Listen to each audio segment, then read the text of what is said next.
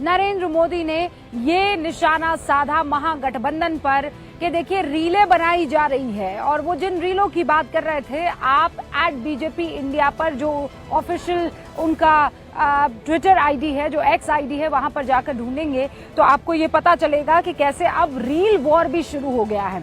पुराना दौर याद दिलाया जा रहा है कि देखिए लोगों के हाथों में कट्टा है और वो ये कह रहे हैं एक बार हमारा टाइम आ जाने दीजिए, फिर तुम्हारे घर से तुम्हें उठा लिया जाएगा। तो प्रधानमंत्री नरेंद्र मोदी उस तरफ इशारा करते हुए ये निशाना साध रहे थे कि जंगल राज की तैयारी में ना रहना। और दूसरी तरफ महागठबंधन अपने एक मंच पर तमाम साथियों को लाकर ये बताने की पुरजोर कोशिश करता है कि हम सब एक हैं, मजबूत है, इस परिवार में कोई भी फूट नहीं है। और इसी बीच AIMIM को एक खिड़की मिल जाती है।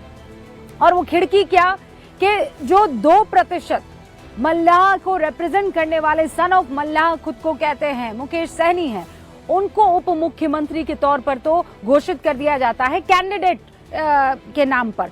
लेकिन जो 18 या 17% मुसलमान हैं, जो एक तरफ JDU भी ये निशाना साधी कि एक तरफ M है 2% और उप मुख्यमंत्री घोषित कर दिया जाता है, और दूसरी तरफ M मुस्लिम वोट बैंक है जो कि 17-18% है। उनको किसी तरह की कोई पूछ नहीं होती है, उनको कोई टिकट नहीं दिया जाता है। और जिस MY समीकरण की बार बार बात होती है, वो MY समीकरण में जब आप नंबर्स की तरफ जाएंगे तो MY की इस पार्टी में 51 यादव और 19 जो है वो मुसलमान क्यों है, ये AIMIM की तरफ से पूछा जाता है।